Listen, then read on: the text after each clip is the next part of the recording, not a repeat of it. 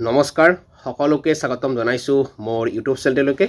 এটা গুৰুত্বপূৰ্ণ বিষয় আপোনালোকৰ সৈতে আলোচনা কৰিব বিচাৰিছোঁ শিক্ষক নিযুক্তিৰ নিম্ন প্ৰাথমিক আৰু উচ্চ প্ৰাথমিকৰ কাৰণে যিসকল প্ৰাৰ্থীয়ে টেট পাছ কৰি নিযুক্তি নোপোৱাকৈ আছে সেইসকল প্ৰাৰ্থীৰ কাৰণে হয়তো এইটো বছৰ শেষৰ ফালে বা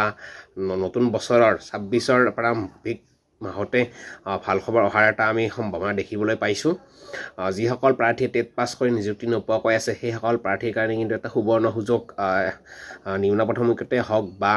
উচ্চ প্ৰাথমিকতে হওক এটা চাকৰি পোৱাৰ কিন্তু যথেষ্ট আমি সম্ভাৱনা এতিয়া দেখিবলৈ পাইছোঁ কাৰণ কিছুদিন আগতে এখন নটিচ ওলাইছিল আৰু সেই নটিচৰ আধাৰত আজিৰ এই ভিডিঅ'টো বনাব বিচাৰিছোঁ আৰু যদিহে বাস্তৱত ৰূপায়িত হয় তেতিয়াহ'লে কিন্তু টেট পাছ কৰা প্ৰাৰ্থীসকলৰ কাৰণে কিন্তু এইটো বছৰ শেষৰ ফালে নতুবা 26ৰ প্ৰাৰম্ভিকতে কি হ'ব পাৰে ভাল খবৰ এটা অহাৰ সম্ভাৱনা আমি দেখিছোঁ বা নিযুক্তি পোৱাৰ এটা সম্ভাৱনা আছে এটা কথাটো হ'ল শিক্ষা বিভাগৰ ফালৰ পৰা নিম্ন প্ৰাথমিক আৰু উচ্চ প্ৰাথমিকৰ কাৰণে অসমৰ প্ৰত্যেকখন জিলাত কিমান পদ খালী আছে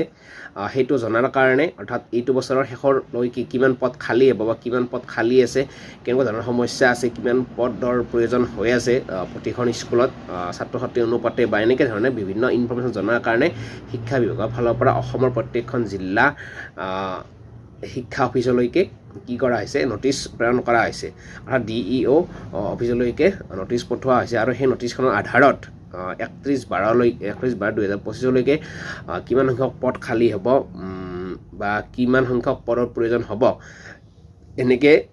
ডাটা বিচৰাৰ কাৰণে এখন নটিচ শিক্ষা বিভাগৰ ফালৰ পৰা প্ৰত্যেকখন জিলাতে প্ৰেৰণ কৰা হৈছে আৰু সেইখন আধাৰত এটা অনুমান কৰিব পাৰি যে যিমান পদ খালী হ'ব হয়তো সেইখিনিও এইটো বছৰৰ শেষৰ ফালে নতুবা 26ৰ প্ৰথমতে নিযুক্তি দিয়াৰ সম্ভাৱনা আমি দেখিছোঁ আৰু ইয়াৰ আগতেও যে শিক্ষামন্ত্ৰী ডাঙৰীয়াই কৈছিল যে 4,699টা পদৰ বিজ্ঞাপন মুকলি কৰি দিয়াৰ কাৰণে চৰকাৰে বিবেচনা কৰি থকাৰ কথা গতিকে এনেকৈ কিন্তু এটা আমি ভাল খবৰ দেখিবলৈ পাইছোঁ আৰু সেই নটিচখনৰ পৰা এইটোৱে অনুমান কৰিব পাৰি যে 31/12/2025লৈকে কিমান পদ খালী হ'ব আৰু বা বৰ্তমান কোনখন স্কুলত কিমান শিক্ষক আছে কিমান শিক্ষকৰ প্ৰয়োজন এনেকৈ ডেটা বিচৰা হৈছে আৰু সেই ডেটা মতে কিন্তু যদি শিক্ষকৰ কাৰণে নিম্ন প্ৰাথমিক আৰু উচ্চ প্ৰাথমিকৰ কাৰণে বিজ্ঞাপন ওলোৱাৰ কিন্তু আমি পুনৰ সম্ভাৱনা আমি দেখিছোঁ যিহেতু এতিয়া 5,550 পদৰ ভেৰিফিকেশ্যনৰ কাম চলি আছে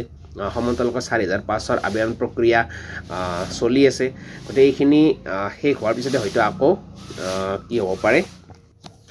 পুনৰ সেই যি ডিটেইলছ বিচাৰিছে সেইখিনি যদিহে আহি পায় তেতিয়াহ'লে কিন্তু সেইখিনিৰ ওপৰতো এটা বিজ্ঞাপন চৰকাৰে মুকলি কৰি দিব পাৰে আৰু তেতিয়া কিন্তু যিসকল প্ৰাৰ্থীয়ে টেট পাছ কৰিছে সেইসকল প্ৰাৰ্থীয়ে নিযুক্তি পাবলৈ সক্ষম অৰ্থাৎ এটা সুবৰ্ণ সুযোগ আমি দেখিবলৈ পাইছোঁ 25ৰ শেষৰ ফালে নতুবা 26ৰ শেষৰ ফালে আকৌ বিজ্ঞাপন ওলোৱাৰ সম্ভাৱনা আমি দেখিছোঁ আৰু যদি তেনেকুৱা হয় কিন্তু টেট পাছ কৰা প্ৰাৰ্থীসকলে আৰু বহি থাকিব নালাগে যিসকলে টেট পাছ কৰিব সেইসকলে কিন্তু নিযুক্তি পোৱাটো নিশ্চিত আৰু এই যি 5,500 4,500টো কিন্তু 90% মানুহেই চাকৰি পাই যাব অলৰেডি কাৰণ প্ৰথম ফেজতে 4,100ক মাতিছে আৰু ছেকেণ্ড ফেজত ধৰি লওক 4,500 হ'ল কিমান আপোনাৰ 8,500 তাৰপিছত আপোনাৰ যদি আৰু নিউ ফ্ৰেছ চিট 1,000মান ধৰি লোৱা হয় বা NSক মিলি এনেকৈ টোটেল এতিয়া মানে কি ধৰি লওক 11,500 বা প্ৰাৰ্থী আছে কিন্তু পদ আছে আমাৰ কিমান 10,050টা ইয়াৰে আকৌ কি হ'ব কিছুমানৰ বয়স যাব কিছুমানৰ GTB গুচি যাব গতিকে টেট পাছ মানে এতিয়া ধৰি লওক আপুনি